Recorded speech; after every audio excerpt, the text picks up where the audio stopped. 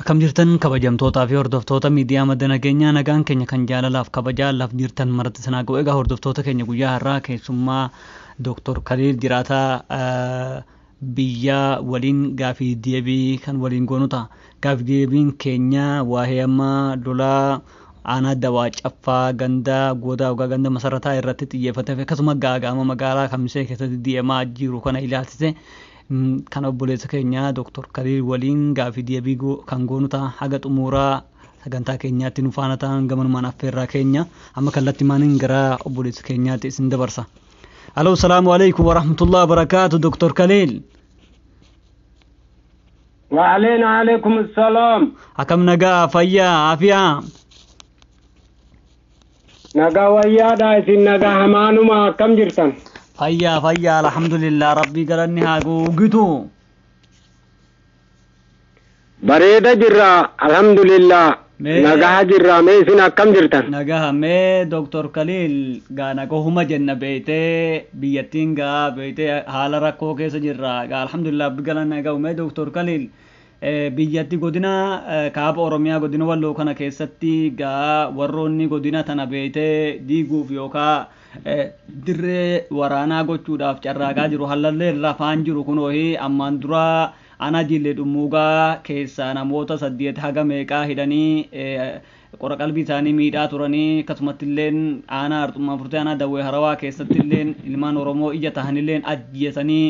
reeffa isaanii hin awwaalin abuur kanatti gataa jedhanii haga akkanatti uummata qora qalbii miidhan bira gahaa ture akkasumatti illee magaalaa Caffar Wobit keessatti illee hiriira geessanii Oromoon juntaan maaliin nurraa waan akkasii deemaa jira kun immoo bifa haaraan guyyaa har'aa kana beektee aanaa dawaa caffaa ganda masarataa keessatti ilmaan Oromoo irraa qawwee hiikuuf liyyuu hayiliin achi dhangala'ee uummanni lakkinu qawwee keenya hin kenninu jennaan gaahii dhukkaasa itti banan liyyuu hayiliin uummata irratti kajaan dhageenya. Mee ati odeeffannoo kana hagam quba qabdaa waan kanatti dhiyeenyaan akka hordofaa jirtu abdii qabna waan kanarraa maal quba qabdamee Dr. Khalil gama keetiin? Ani quba qabaa guyyaa irraa guutuu qorotaatiin oolee anis gamtaan quba qabu gamtaan beeku har'aa hidhannoota poolisii fi liyyuu hayiliidha ummatatti bobbaasanii qawwee kilaash jaamtu jaahii kaneeti darbanii ganda birarraa hin hiikna janii yoggaa deemanii ijoolleen sunillee jalaa baafattee dhukkaasa akkam bananii dhukkaasarra ooltee ganda dandan jaamutti kan warroonni ijoollonni mana hin jirre ummata nagahaan salaamiin bobba'ee galutti wararaa godhanii kanarra oolanii oolmeenyinni har'aati silaa rabbiin nu baase alhamdulillahi kanaafuu har'a rakkina gubbaa ooltee godinni Kamisee jaamtu godinni aanaan caffaa jaamtu kuni har'a baay'ee rakkina cimarra oolee hawaasni akka weensodhaa raafamaa oolee badii tokko malee gocha tokko malee waan kana yeroo dhageessutti jechuun isaan waan kana yaani tartiibumaan yookaan wal duraa boodan qawwee kana hiikaniituma akkuma agadaa konkolaataatti fe'atanii ummatarra kan ammaan dura qawween hiikamuu qaba godina kana keessaa kan jechaa turan dalagaatti hiikuudhaaf isaan kan deemaa turatan sila. Isaan kan qawwee meeshaa qotee bulaadhaa hiikuu calqaban godinattii tana godinatti liyyuu zoon Oromiyaa jettu tana addaan baafneeti faffacaafnee meeshaarraa hiikkannee ishii wararree kamisee maqaa dirdiirree nuhi deebitee ittiin jiraannaa jaaniiti liyyuu haylii fi poolisa gaditti dhiisanii qotee bulaa kan salaamin jiraatutti bobbaasanii qawwee meeshaa isaan amma gamta har'a dhukkaafni banamee namuu bakka jiru bidig lafaa jeefi malee isaan waliin dhaaniiti dimtim goonee ishii asii buqqifnaa yaanni isaanii kana. Kanaafi malee qotee bulaa qawwee namatti hin dhukkisin kan namatti garangalchin kilaash daha jechaan har'a ruhii nama jaata ajjeesanii jecha ittiin darbanii saniinuun dhaabbanne ammas ganda dandan jaamutti bobbahanii ammas irraa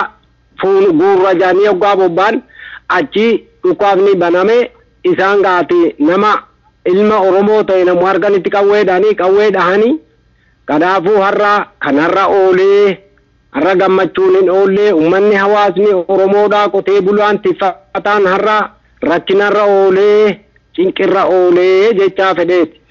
Hayyee ammaan dura waan kana ummata kana jilbiiffachiisuudhaaf manalleen diiganii ummata muka jalatti gadi yaasanii maqaa adda addaatti laxxafanii waan kanalleen hojjetaa turan. Waan kanarraa illee namalleen barumsan fuune ummata kana shoqaatuma jira. Waan kana ni milkaawan yookaan waan kana ni milkaawan jettee yaaddaati gama kan keetii yoo haala kanaan itti deeman.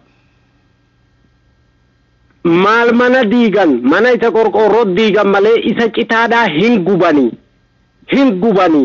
mana gubuu fi meeshaa guuruu maal itti milkaawan itti saalfatan itti qaanfatan malee kanaa jettee ilmaan Oromoodhaa harkan kennitu kanaa jettee ilmaan Oromoodhaa hin jilbiiffattu meeshaas kennitee manni gubateetuma qabsoo ishiidhaa duubatti garangaltu akkasumatti itti hafuufti. Hayyee galatoomii Dr. Khalil waan tokkotti gaafachuu barbaade yeroo lolli kun lola kanarratti uummata irratti banan yeroo adda addaa ni agarra yeroo magaalaa Kamisee keessatti jeequmsi wahii uumame warroonni amma godinattii tana diiguu fedhuu qaban ilmaan naftanyaadha yeroo dhageenyutti sadeen makkannaa yookaan magaalaa makkannaa kan amma haxaayii jedhanii kana keessatti karaa hidhanii Oromoo darara yoo haxaayii keessatti rakkoon tokko uumame Dabra Birhaan keessatti karaa hidhanii konkolaachisaa Oromoodhaa qabanii tuman yoommoo akkasumatti baatee keessatti rakkoon tokko uumame dasee keessatti dura darbanii karaa cufanii uummata Oromoo dararan jarri tun akkanatti walii dirmatti yeroo aanaan dawaa caffaadhaa dararamu aanaan dawwee harawaa maaliif ciisa yeroo aanaan hartumaa fursee dararamu aanaan jiilee dhumuugaa maaliif ciisa yeroo baateen dararamu maaliif waan kana isinoo maaliif warroonni biyya keessa jiran kuni maaliif waan kana callisanii ilaala wanni kuni dogongoraa lakkisaa dhukkaasa kana dhaabaa jedhanii maaliif hini waan tokko alaamaa tokko diddaa waan kanaa kwa jibbaa waan kanaa maaf hin agarsiifne Oromoon kun malkaan cunqurfamuu kanarraa yoomuma ol dammaqee ol ka'a haga wanni tokko miidhasee dhiibu maaliif eegan wanni kun maaliif tahe jettee yaaddameeti akka nama tokkotti akka jiraataa biyyaa tokkotti. Ani gaafa makkannatti dhukkaafni banamee deemu sani shaaroo birraa qabneeti hamma caffaaroo karaa cufne ijoollee baafne karaarra dhaabne irraa ittisaa turre maaliif namni sabni teenya cabdee sabni teenya waraanamtee akkamitti teenya jenneeti ijoollee qeerroodhaa kakaafne ittiin afuufaa turre isa baatii ganda akkamtu nu cedduu jira ammoo qaamaniis dhanne laallee akkam jirtan isa du'e gadda dhanne isa madaa'ee hospitaala jiru hospitaalatti dhanne laallee nuyi kanarratti hin laallu inis hin laallu. Hayyee Dr. Khalil galatoomi ulfaadhu gaahii waan isin dalagaa jirtan gaa namni akka isaa mijjatetti qabsoo geggeessan yoo haala kanarra jirtan galatoomaadha garuu hoggaa asii gadi ilaalle gaa beete haali jiru ulfaataadha duumessa hamaat isin irratti haguuggamee jira galatoom ulfaadhu mee warroota weerara kana geggeessan nutu biyya tana bulshaa warra jedhee isin dura taa'ee nuti bulshaa ganda kanaa yookaan godina tanaati warra jedhuun wanni kun fira qabanii ilmaan adeeraa qabanii ofii isaaniis meeshaa qaban immoo meeshaa hidhatanii deemanii mudhiirra rarraafatanii deeman isaanillee meeshaa qotee bulaan kun qabu kana isaanuma keessatti guutatan amala ummata kanaan ni beeku har'a ugaa bifa kanaan adiyyoo ummatatti gadi dhiisan bineensa kana kan warra isaanii waliin hojjetu hin kabajne ugaa qotee bulaa keenyatti gadi dhiisanii dararan kana mee waan kanarratti maal jettan jara kanaan meeti jara kana parsantii 100 keessaa 50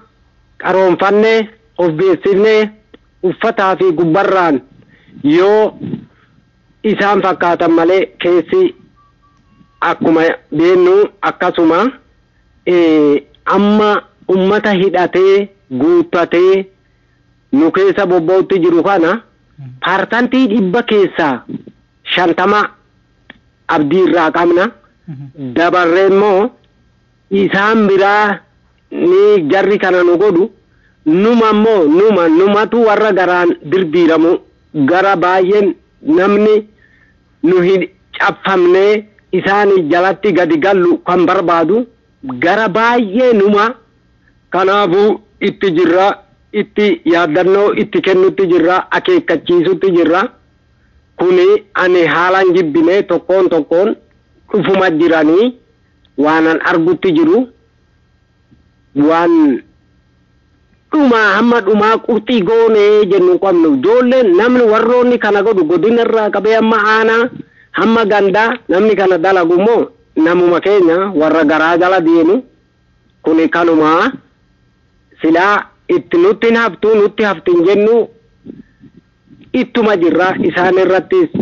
haala amala gaariidhaan haala nagahaatiin walit dubbetti jirra wal jala jirra jechuu fedheeti. Hayyee galatoome ulfaadhu mee dhuma irratti gaahii yeroo ammaa kana akkuma beekamu biyyattiin haalli amma keessa jirtu haala akkaan sodaachisaadha waan ta'eef warroota haala kana laalee biyyattii laalee qora qalbiin isaanii miidhamee saftaa murataa jiranillee yookaan hamileen isaanii miidhamaa jirulleen ergaa maal qabdaa fi isaanirraa hoo maaltu akka eeggamuu qabu yoo ibsite yoo ergaa dabarsiteef jedheeti. Ergaa nan dabarsaa fi guututti illee tuumaatu irrallee laalee hammaaree nan haafi wanniin isaanii awu yaa ilma Oromoo waraanin yaa ilma Oromoo hirreebin yaa ilma Oromoo hin ajjeesin yoo hidhataa mootummaa taates meeshaa kee itti garangalchin yoommoo warra dhuunfaa meeshaa dhuunfaa qabaattu taates ilmaan Oromoorraa saba keeti foon kan keeti lafee teeti sibiratti odoo isaan hidhamanii dararamanuu galtee biddeen hin nyaatin yaabboo irraa kaafadhu mee qoradhuuti haala isaanii irraa gara naa galii waan irra jirtu tana akka lixxeen hin haftuu hin bariitii wal saalfanna saala gara fuula duraa wal saalfannurra amma gara galtee amma irraa deebitee ilmaan Oromoo waraansatan ta'e irraa buqqifattee hidhaa kan kee irraa kaafattee ajjeesuu kan kee irraa buqqifattee nagahaa waliin jiraatuu qabna diinan waraanne saba kee waraante nagayaan irraa dhaabbadhu lakkii of laalii of argii jechaan naamsa dhaama. Hayyee galatoomii Dr. Khalil ulfaadhu waan yeroo kee aarsaa kaffaltee gaafii deebii madda nageenyaa irratti waliin gooteef ulfaadhu uummanni keenyallee waan kana ni dhagahas jennee abdii qabnaa inshaallahi amalleen kadhumaa qeerroo biyya alaa jiraniif warroota biyya alaa jiran kanaa hoo bifa kamiin of qopheessuu qabanii bifa kamiin wal ijaaranii sosso'uu qaban jettee bifa gabaabaa ta'een warra biyya alaatiif ergaa akkam qabda? Ergaam warra biyya alaatii qabu yaa saba koo ani biyya Itoophiyaatiin jira bineensa jala bobaa isaa keessan jira waan nuyi isin gaafanne nu gargaara nuyi hamma joolleen dararamtee badii tokko malee mana hidhaa jirtu midhaan nyaatutti hin jirru bishaan dhugutti hin jirru nun dagatinaa yaa saba kiyya nan dagatinii yoonan kufeen na kaasii yoonan dhukkubsadhees na jala deemii na hordofadhu ani bobaa diinaa jala taayetan sitti watwaadhutti jira nan dagatinii ina jettan hayyee galatoomi ulfaadhu jazaakumullahu khairan Dr. Khalil halkan gaarii siif hawwina isinillee halkan gaariin hawwaaniifi nagahan naa jiraadhun ja'a